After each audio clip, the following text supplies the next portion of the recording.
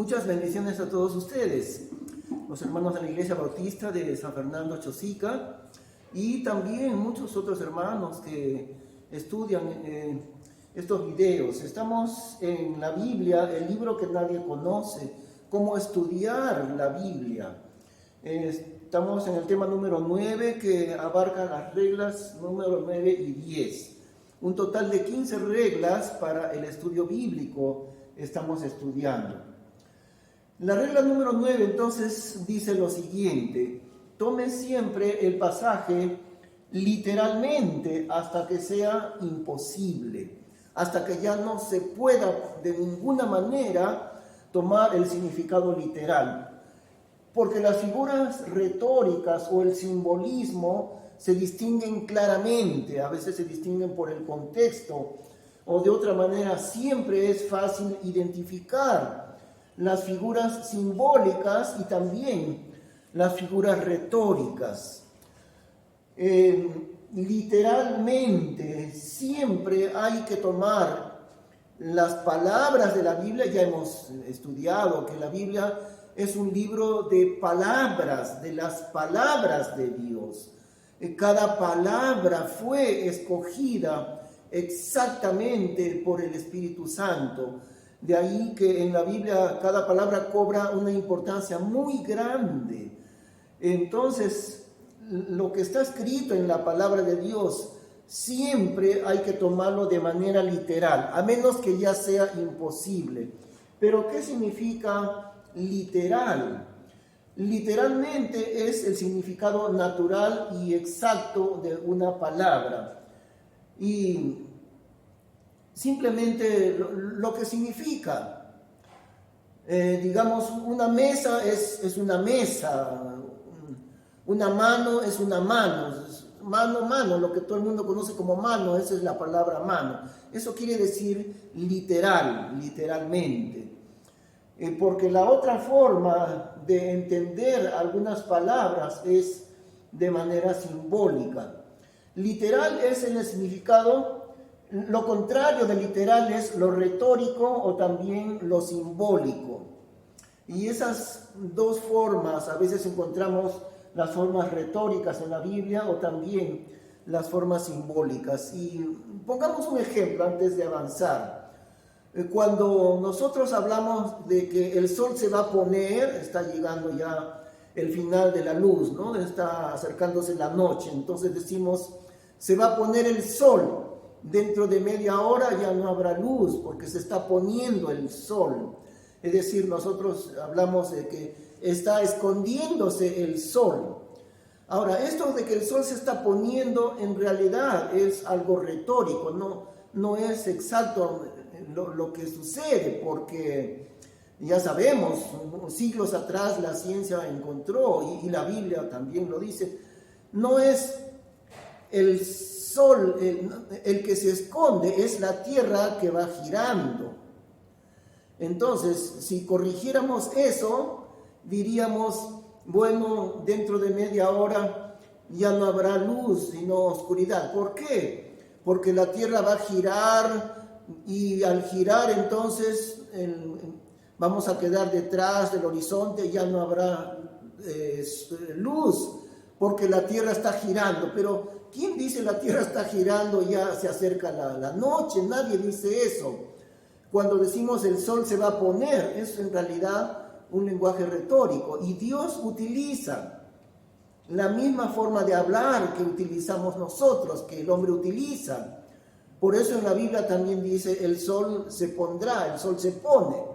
¿Por qué? Porque todo el mundo habla así. ¿Alguna vez usted ha encontrado que alguien dice la tierra va a girar 20 grados y por lo tanto se acerca la noche? Jamás. Por eso Dios utiliza esas mismas palabras retóricas, o sea, figuradas. Porque no es que el sol avanza, es la tierra la que va girando. Entonces Dios usa el mismo lenguaje que utiliza el hombre. Pero lo literal, decimos otra vez, es el significado natural y exacto. Una mano es una mano, una mesa es una mesa, simplemente la mesa que todo el mundo conoce. Eso es literal, el significado natural, el significado exacto, el significado real de una palabra. Eso es literal. Porque lo contrario de literal puede ser lo retórico. Acabo de poner el ejemplo, ¿no? El sol se pone. Es retórico, pero no es literal, no es exacto. O también aquello que es simbólico, una palabra que representa otra cosa. Por ejemplo, en la Biblia, el sol está representando al Señor Jesucristo. Es una figura simbólica. Por ejemplo, una frase retórica: ha llegado todo el mundo. Ese es el lenguaje retórico. Ha llegado todo el mundo, pero ya sabemos, no es el mundo entero que ha llegado. Sería imposible que llegue todo el mundo, ¿no? Todos los habitantes del mundo. Cualquiera se da cuenta que ese es un lenguaje retórico.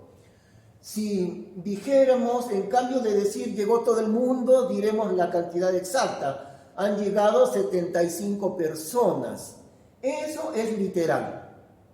Ahí está, vamos entendiendo la diferencia entre lo que es literal y lo que es retórico.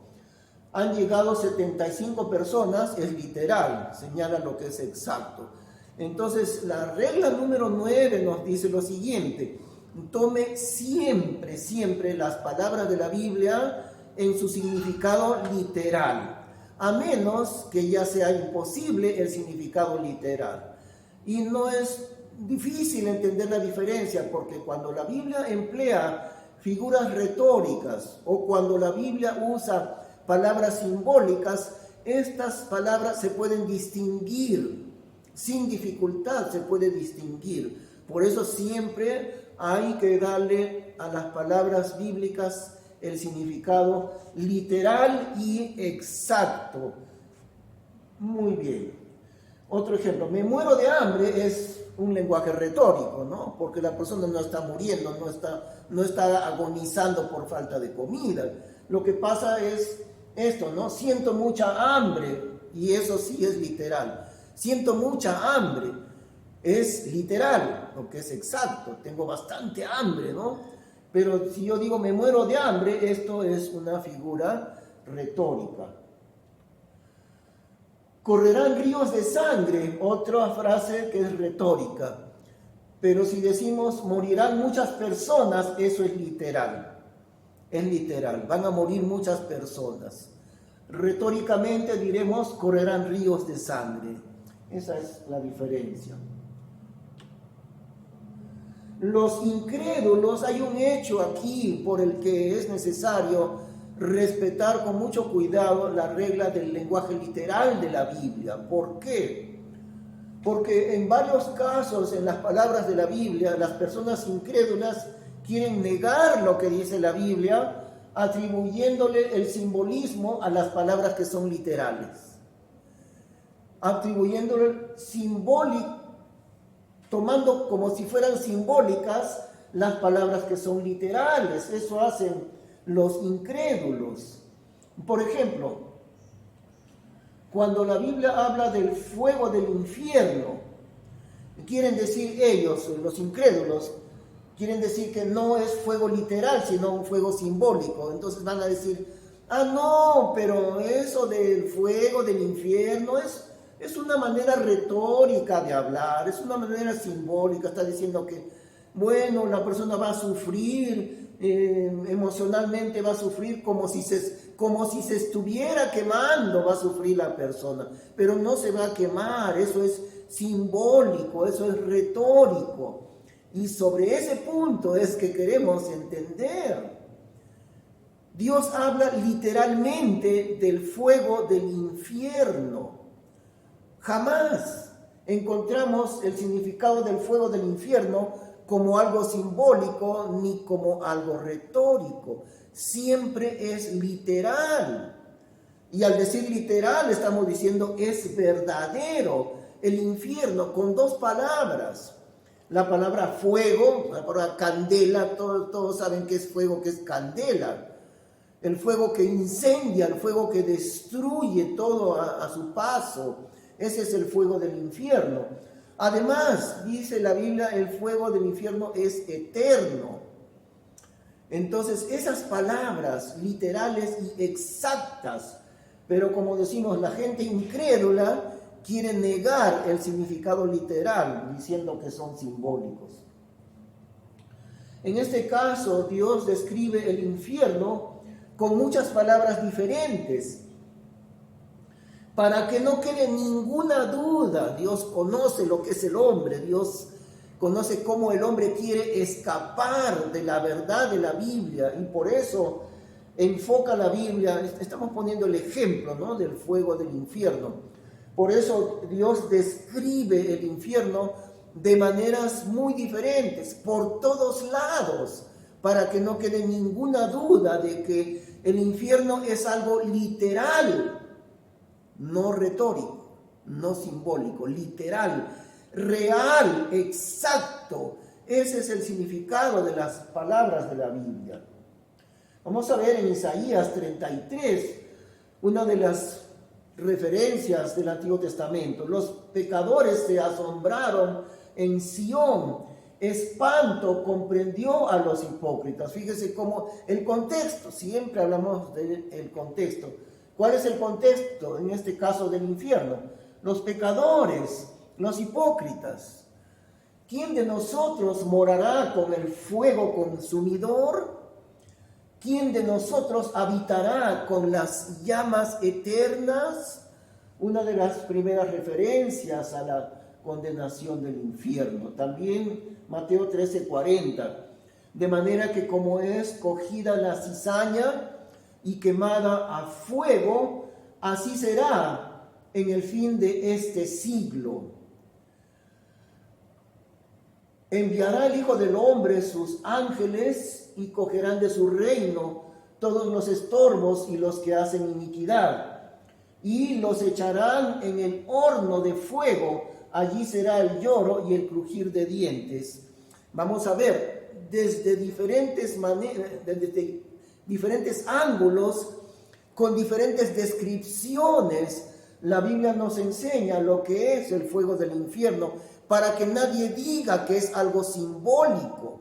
Para eso es literalmente el fuego del infierno. Y así como se quema la cizaña, o sea, la mala hierba es quemada, así también el Señor enviará sus ángeles para tomar a los que son estorbo en el reino de Dios. Los echarán en el horno de fuego. No solo fuego, horno de fuego, literalmente hablando. Entonces también Mateo 25:41, entonces dirá también el Señor Jesús a los que estarán a la izquierda: idos de mí, malditos, al fuego eterno que está aparejado para el diablo y sus ángeles. Fíjense esas dos palabras tan terribles realmente: fuego y eterno. Y la Biblia habla de la misma manera de la vida eterna como del infierno eterno. Nos hace recordar también lo que dice en el libro de Hebreos: horrenda cosa es caer en manos del Dios vivo. Debido a eso, a la condenación del fuego eterno del infierno. Pero también, si usted está viendo por primera vez esto referente al estudio bíblico, debe usted saber que así como dice la Biblia, es horrenda cosa caer en manos del Dios vivo, también dice la Biblia que la misericordia de Dios está extendida para toda persona. El perdón completo de Dios está extendido en este mismo momento cuando usted está escuchando. Usted acérquese a Dios, abra su Biblia, pida perdón a Dios, entréguele su vida y usted será librado gratuitamente, únicamente por la fe en Cristo. Usted será librado del fuego eterno del infierno. Pero es necesario entender esta solemne advertencia que hay en la palabra de Dios, para no decir, como dicen los incrédulos, repito nuevamente, ¿no?, de que es un fuego simbólico, porque no lo es. Y por eso Dios por todos lados hace la descripción del sufrimiento eterno, del fuego del infierno. Hebreos 10, 27, sino una horrenda expectación de juicio y hervor de fuego que ha de devorar a los adversarios. Fíjese cómo Dios va usando diferentes palabras para que no quede duda alguna. Hervor de fuego que ha de devorar a los adversarios. También en Judas capítulo 1, verso 7, así como Sodoma y Gomorra, las ciudades comarcanas, las cuales de la misma manera que ellos habían fornicado y habían seguido desenfrenadamente en pos de otra carne, está hablando de los homosexuales de Sodoma y Gomorra, fueron puestas por ejemplo, habiendo recibido la venganza del fuego eterno. Ahora encontramos en el libro de Génesis, que esto fue en el tiempo de Abraham, muy antiguo, ¿no? Dios destruyó ambas ciudades, Sodoma y Gomorra, como un ejemplo, como un escarmiento de lo que Dios, de la manera como Dios ve la homosexualidad. Estos hombres de Sodoma y Gomorra, todos, desde el más viejo hasta el más joven, eran homosexuales. Y Dios envió sobre ellos fuego con azufre del cielo y los destruyó para siempre. Además, acá nos dice que ese fuego de Dios no terminó el día en que fue destruida las ciudades, sino que ese fuego continúa. Claro, fueron destruidos por fuego en aquel día, pero continúa el sufrimiento de ellos, lógicamente, en el infierno, habiendo recibido la venganza del fuego eterno, del castigo eterno de Dios, que es tan necesario comprender lo que dice la Biblia. También Apocalipsis 19:20. Y la bestia fue presa. Esta bestia es el anticristo. Y claro, acá hay un ejemplo de una palabra simbólica, ¿no? La bestia representa al anticristo. Y la bestia fue presa, y con ella el falso profeta que había hecho las señales en su presencia, con las cuales había engañado a los que recibieron la marca de la bestia, la marca del 666, la marca del anticristo, y a los que adoraron su imagen. Estos dos fueron lanzados vivos dentro de un lago de fuego ardiendo con azufre. Veamos la mención del azufre, igual que en el caso de Sodoma y Gomorra. Y llovió del cielo fuego y azufre, y aquí también el lago de fuego es el lugar final del infierno, es lo mismo, pero al final de la Biblia se le describe al infierno, el infierno eterno, como un lago de fuego ardiendo con azufre, un fuego de sufrimiento que jamás termina, es terrible realmente. Y el diablo que los engañaba fue lanzado en el lago de fuego y azufre, donde está la bestia y el falso profeta, y serán atormentados día y noche para siempre jamás, eterno. Y aquí está, para que no quede duda alguna, serán atormentados día y noche para siempre jamás. Y en otros pasajes dice eterno, eternamente, y acá, para que nadie lo dude, para siempre jamás, sin final. Y en Marcos 9:47b, ser echado al fuego del infierno, donde su gusano no muere y el fuego nunca se apaga. Bueno, el gusano en este caso como el significado de la muerte, ¿no? El gusano que devora el cadáver, está diciendo que el cadáver será siendo, la persona estará en un estado de muerte, es decir, de separación de Dios, porque en la Biblia la muerte no significa extinguirse, nunca, nunca. En la Biblia muerte se refiere a la separación del cuerpo con el espíritu, es la muerte física. La separación eterna de Dios es la muerte segunda, es la muerte del infierno. El hombre quedará separado eternamente de Dios y además en el sufrimiento de condenación. Por eso dice que su gusano no muere. y el fuego nunca se apaga. Por todos lados nos está enseñando Dios esa solemne advertencia de la condenación. No son palabras simbólicas, palabras retóricas, son literales, y por eso es tan importante entender el significado literal de cada palabra de la Biblia. Y hasta que ya es imposible darle significado literal, entonces diremos es un significado simbólico, pero esa diferencia se puede distinguir con claridad. Lucas 16:23 también, esta es la historia del hombre rico y de Lázaro. A propósito que algunos dicen a veces sin darse cuenta la parábola del rico y Lázaro. La historia del rico y de Lázaro no es una parábola, es una historia real, es una historia verdadera. En cada parábola que el Señor Jesús enseñó, Él nunca le puso nombre a las personas, porque son historias simbólicas simplemente. Pero esta es una historia real, lo que realmente sucedió con el hombre rico y el mendigo. Y en este pasaje de Lucas 16 nos dice que había también un mendigo llamado Lázaro, un hombre que existió y la historia real que sucedió. No es una parábola. Y el hombre rico en el infierno, alzando sus ojos, estando en tormentos, vio a Abraham lejos y a Lázaro en su seno.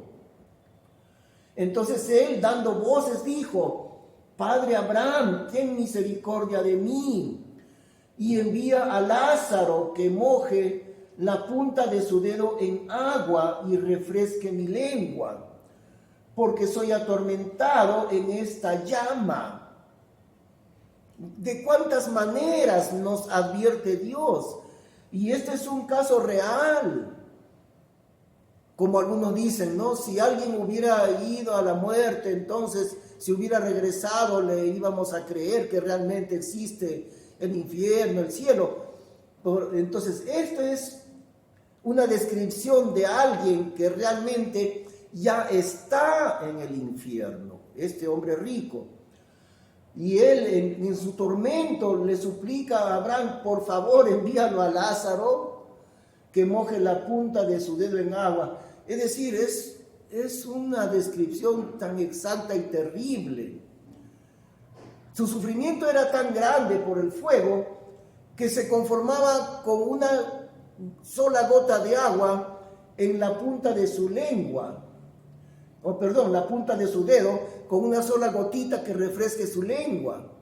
No pedía más, pedía una sola gota de agua para refrescar su lengua. Tan terrible era el sufrimiento del fuego que estaba experimentando el hombre rico en el infierno, porque soy atormentado en esta llama. A propósito, ahora no hemos puesto el resto del pasaje, pero quisiera explicar el resto del pasaje. Y Abraham le dice a Lázaro: mira, que nadie puede pasar de aquí hacia allá, del lugar de Dios donde estaba Lázaro, claro, el lugar, el seno de Abraham, donde estaban en realidad con regocijo los creyentes como Lázaro. Y Abraham le dice: no se puede, porque del otro lado del abismo el hombre rico suplica misericordia, hay una gota de agua, pero Abraham le dice: es imposible, hay un abismo, no se puede atravesar de aquí para allá, ni de allá hacia acá tampoco. Entonces el hombre rico sigue hablando y le dice: bueno, en ese caso entonces te ruego que mandes a Lázaro para que vaya y le advierta, porque tengo 5 hermanos, a fin de que no vengan ellos también a este lugar de tormento. Y Abraham, ¿qué le contesta? Si no creen, si no oyen a Abraham, a Moisés y a los profetas, tampoco se persuadirán, aunque algunos se levantaren entre los muertos. Cuando ellos le llamaban Moisés y los profetas, le llamaban así a la Biblia. Entonces le estaba diciendo a Abraham: mira, ellos tienen la Biblia, tus 5 hermanos que dices que por favor que vaya Lázaro y les advierta de que era cierto el infierno, no se puede. ¿Por qué? no hay caso de hacerlo, porque si ellos teniendo la Biblia no creen a la Biblia, aunque alguien regrese de la muerte, tampoco le van a creer, tampoco. Y así es, querido amigo. Aunque vengan 100 personas, regresen del infierno a advertirle a la gente, era cierto que había un infierno, no van a creer las personas. ¿Por qué? Porque la Biblia lo dice, Dios mismo lo dice en su palabra. Y si no creen a Dios mismo no le creen, tampoco van a creer, aunque alguien regrese de los muertos. Esa es la razón. Y usted que está escuchando, si usted no cree esa advertencia tan grande de parte de Dios mismo en su palabra,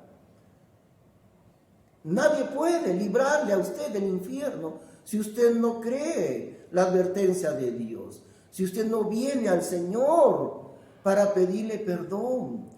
Pero la puerta está abierta. Usted en este mismo momento, en este mismo día, usted puede venir en oración al Señor, a Dios, y decirle: Señor, recién entiendo, te ruego que perdones mis pecados, te ruego que me hagas una persona nueva.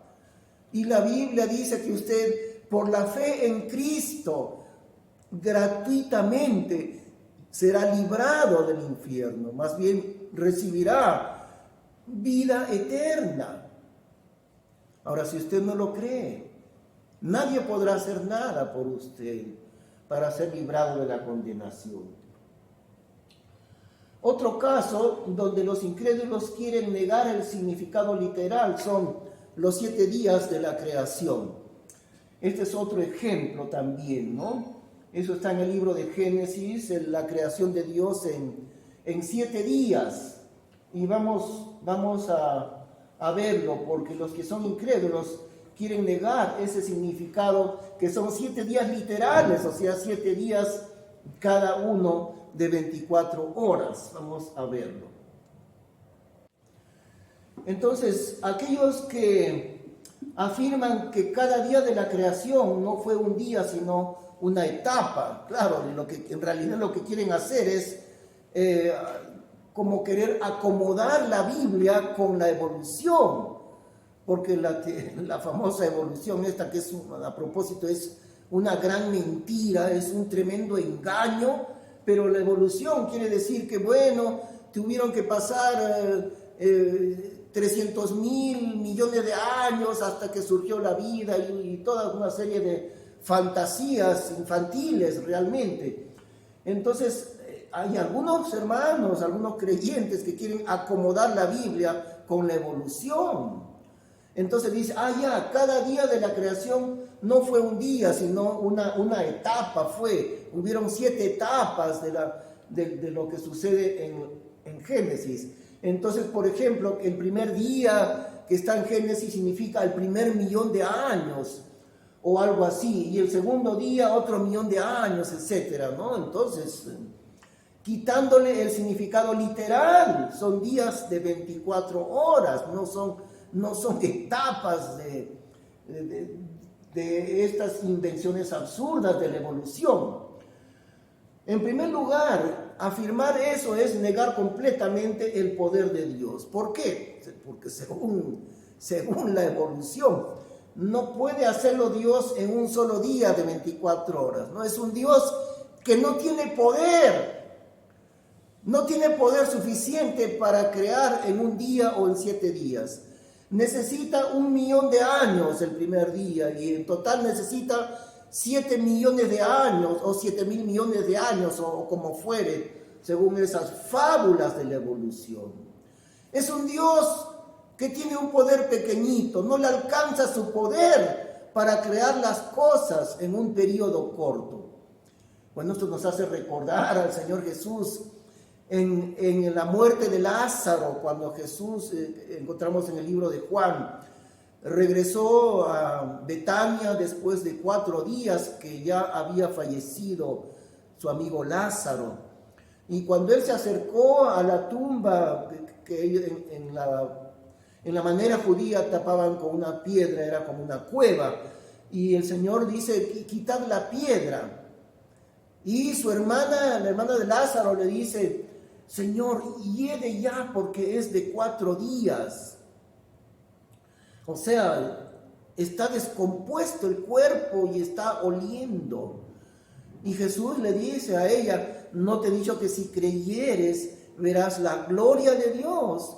Y entonces mandó Jesús a retirar la piedra de la entrada. Y luego oró, alzando sus ojos al cielo, el Señor Jesús oró. Y después de haber orado, exclamó a gran voz, gritó, Lázaro, ven fuera. Y dice la Biblia, y el que había muerto salió. Y Jesús dice, desatadle y dejadle ir, porque ellos ponían mucha cantidad de lienzos envolviendo el cuerpo. Y no podía caminar casi, tal vez salió dando saltitos, ¿no? Y él dijo, desátenle. Ahí estaba el poder de Dios mismo, porque Jesús es Dios mismo. ¿Cómo le dio vida a un cadáver? Eso es como crear otra vez. Le llamó por su nombre. Lázaro, ven fuera. Ni siquiera le dijo, Lázaro, vuelve a la vida. Simplemente cuando Jesús le llamó por su nombre, el muerto resucitó. Lázaro, ven fuera. Y ese es el poder de la palabra de Dios. Necesitó Jesús 500,000 millones de años para darle vida a un cadáver descompuesto de 4 días. ¿Está limitado el poder de Dios, acaso? Y por eso decimos que ellos pintan a un Dios que no tiene poder, tan pequeñito que no tiene poder para crear las cosas en un solo día. En segundo lugar, Dios señala expresamente que fueron 7 días, cada día de 24 horas, igual que en los días actuales, exactamente iguales, 7 días de 24 horas. En Génesis 1, si leemos allí, vamos a encontrar en cada uno de los casos, en las 7 veces Dios señala, fue la tarde y la mañana, a la manera de los hebreos, de los judíos, porque ellos no cuentan el tiempo como nosotros, ellos cuentan primero la noche y después el día, primero la tarde y después la mañana. Por eso dice, en los 7 casos, en los 7 días, fue la tarde y la mañana, el día primero. Y además termina diciendo que Dios santificó el 7º día. Santificó un día de 24 horas. No santificó Dios una etapa de 1,000,000 de años. Una locura afirmar eso. Dice Génesis 1:5, y llamó Dios a la luz día, y a las tinieblas llamó la noche. Llamó noche. Y fue la tarde y la mañana un día, el primer día. El día y la noche, el primer día de la creación. De la tierra, porque está hablando de la creación de la tierra, no del resto del universo. Génesis 1 se concentra en los 7 días en el mundo, en la tierra. Y llamó Dios a la luz día y a las tinieblas llamó la noche. Ya hemos visto, ¿no? Versículo 8, y llamó Dios al extendimiento cielos, y fue la tarde y la mañana el día segundo. Hubo tarde, hubo mañana, el día segundo, y también el día tercero, y fue la tarde y la mañana el día tercero, etc. En las 7 veces dice lo mismo, que hubo noche y hubo día, o sea, hubo tarde y hubo mañana, 7 días de 24 horas. Y acabó Dios en el día séptimo su obra que hizo, y reposó el día séptimo de toda su obra que había hecho. Así que hemos puesto este ejemplo también de la importancia tan grande de que cada palabra de la Biblia es literal, es real, es exacta, como dice allí, a menos que ya no se pueda darle un significado literal. En esos casos su significado es simbólico o también es un significado retórico, como sucede con las parábolas del Señor Jesús, ¿no? Él habla de símbolos. El sembrador salió a sembrar y mientras sembraba, una parte de la semilla cayó junto al camino. Son símbolos, es muy notorio el significado simbólico en cada caso. Está hablando del 7º día también. Ahora vamos a la siguiente regla, que es la regla número 10. Vamos a ver esta regla, la regla número 10, porque tenemos en total 15 reglas. Perdón, siempre tengo problemas de alergia. Regla número 10. Esté preparado para cambiar cualquier cosa que usted haya creído, pero que va en contra de lo que dice la Biblia. Esté preparado. Y esta regla tiene que ver con la actitud que tenemos ante la palabra de Dios. En realidad, este es un asunto de obediencia. Porque si usted aprendió ciertas cosas que le enseñaron, pero al verla en la Biblia que es diferente, cuando usted tiene dos alternativas allí, o se queda con lo que le enseñaron y le enseñaron mal, o tal vez no le enseñaron mal, sino que usted pensó que era de esa manera, o se queda con eso para siempre. La otra alternativa es que usted obedece a Dios en su palabra y cambia lo que usted creía anteriormente. Es un asunto de obediencia a Dios finalmente. Por eso la regla nos dice así, ¿no? Regla número 10. Esté preparado para cambiar cualquier cosa que usted haya creído, pero que va en contra de lo que dice la Biblia. Hay numerosos ejemplos de estos puntos que uno pensaba que era de otra manera, pero leyendo la Biblia encuentro que no es así. Voy a poner un ejemplo que no está aquí primero. En muchos lugares, en muchas iglesias se habla el matrimonio civil y el matrimonio religioso. Pero quiero decirle algo que tal vez usted se va a sorprender bastante.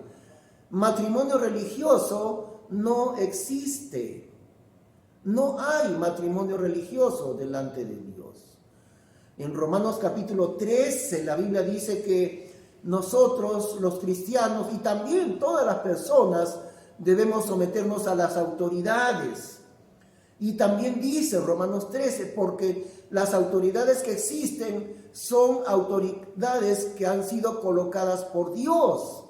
No en su maldad, en su corrupción, no en ese sentido, sino que toda autoridad proviene de Dios. Y nosotros como creyentes debemos someternos a las autoridades y a las leyes de nuestro país. Entonces, ¿cuál es el matrimonio legal? En el Perú, aquí y otros países también. Es el matrimonio, uno va al municipio y según el Código Civil peruano, uno se acerca al municipio, los contrayentes cumplen los requisitos legales y luego viene el momento de casarse. Creo que son como 5 o 10 minutos, ¿no? El funcionario le pregunta, ¿persiste en contraer matrimonio? Sí, y firman, se acabó. Ese es el matrimonio que le llamamos civil, pero en realidad es el único matrimonio que hay delante de Dios. No hay otro. No hay matrimonio religioso. Ese matrimonio delante del municipio, ante las leyes de nuestro país, ese es el matrimonio, el único que Dios reconoce. Y entonces, ¿por qué vamos a la iglesia? ¿Y qué hacemos en la iglesia con los novios?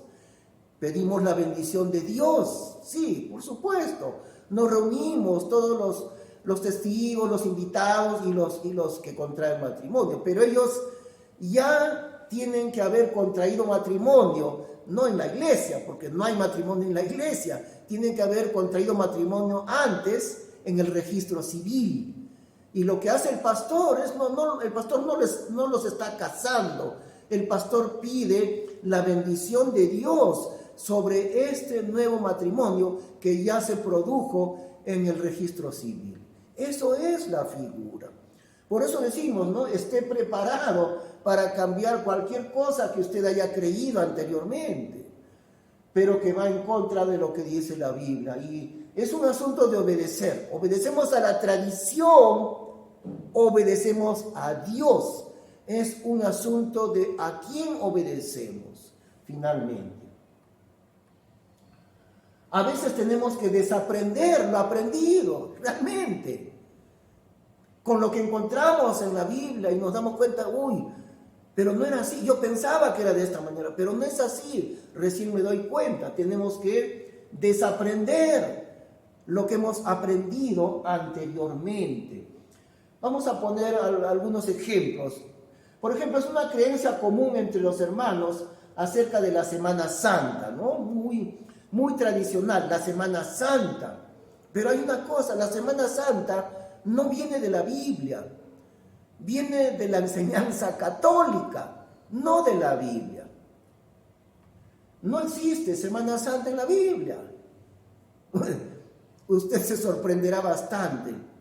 No hay Semana Santa en la Biblia. A ver, muéstreme si usted piensa que sí hay, entonces muéstreme en la Biblia donde hay Semana Santa, porque no hay. Lo que sí enseña la Biblia es el recordatorio de la muerte del Señor. Eso sí, por supuesto, el recordatorio de la muerte de nuestro Señor Jesús. Cada vez que tomamos el pan y el vino, son símbolos de su cuerpo y de su sangre. Esto es la enseñanza de la Biblia, ¿no? El pan y el vino, su cuerpo y su sangre, simbólicamente. Pero no Semana Santa. Ahora, ¿cómo le llama la Biblia a esto? No le llama Santa Cena, como también nosotros le llamamos Santa Cena, pero la Biblia le da un nombre muy sencillo, la Cena del Señor, simplemente. Fíjese cómo Dios es tan sabio en hablar de esta manera, ¿no? El ser humano usa palabras rimbombantes, Dios no. Dios usa palabras muy sencillas. Dios le llama la Cena del Señor, nada más. Ni siquiera le llama Santa Cena. Otro ejemplo es la existencia de un estatuto que pueda regir la marcha de la iglesia local. Y esto hay en muchas iglesias rigen todas sus actividades por medio de un estatuto o de un reglamento. Algunas veces esos estatutos, esos reglamentos son voluminosos, son como un libro grueso de muchos artículos, incisos, capítulos del reglamento interno de la iglesia, el estatuto de la iglesia. ¿Y qué hay entonces en cuanto a este famoso estatuto? La Biblia es suficiente para dirigir todos los aspectos de la marcha de una iglesia. No hace falta para la vida de la iglesia ningún estatuto, ningún reglamento, porque la Biblia es completamente suficiente para dirigir todos los aspectos de la marcha de la iglesia local. Y bueno, tengo el recuerdo de un familiar mío, un pastor, mi tío abuelo fue pastor por muchos años, más de 60 años, estuvo predicando la palabra de Dios, y él en los días finales de su vida, casi al final ya de su vida, él me dijo, me quería mucho, él me dijo, yo te quiero confesar algo, que en la asamblea anual de nuestra denominación, yo he presentado una ponencia y les he dicho, hay que deshacerse del estatuto de nuestra denominación. Y él se dio cuenta, después de tantos años, hemos cometido un montón de errores guiándonos del famoso reglamento de la denominación. Echemos de lado.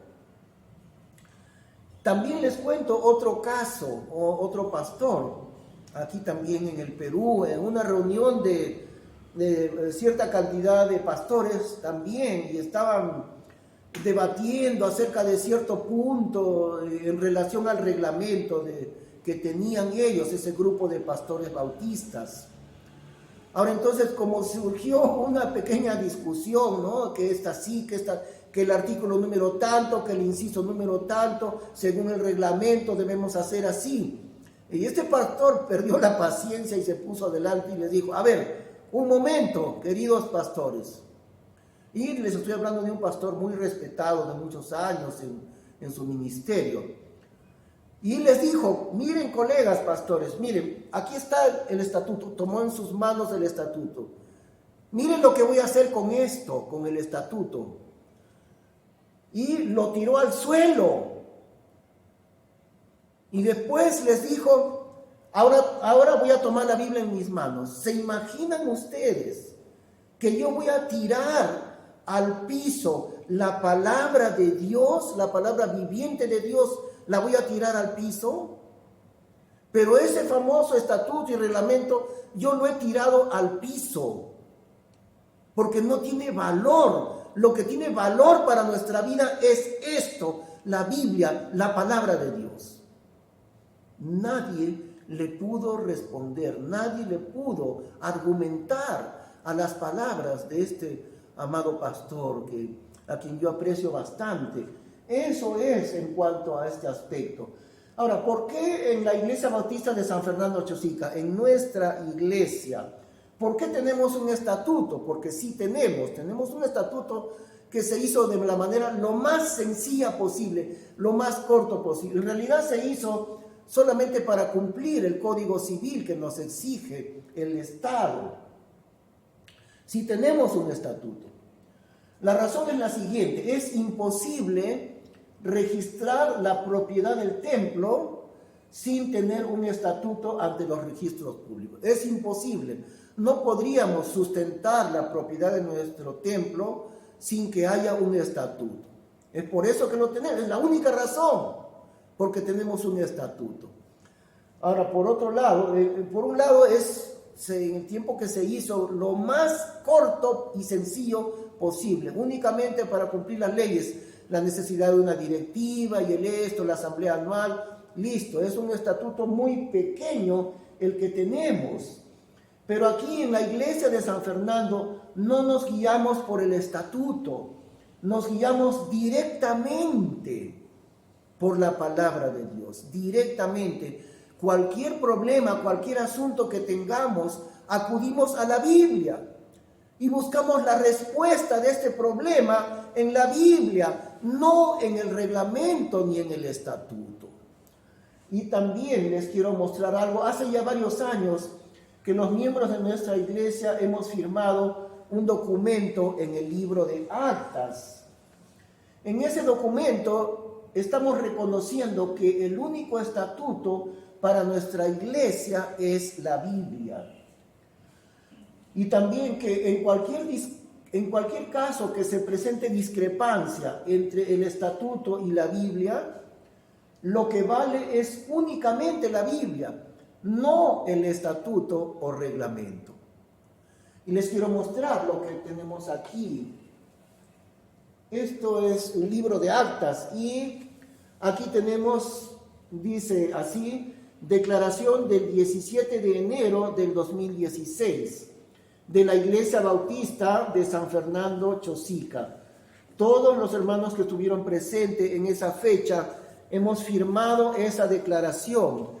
Y la declaración dice que nosotros como miembros de nuestra iglesia aquí en San Fernando Chosica siempre nos guiamos directamente por lo que está escrito en la Biblia, no por el estatuto. Ahora, de acuerdo a ley, el Código Civil peruano, tenemos que respetar algunos aspectos del estatuto, es cierto, pero si en algún momento se presenta discrepancia, si en algún momento hay diferencia entre el estatuto y la Biblia, ya sabemos por dónde vamos a ir.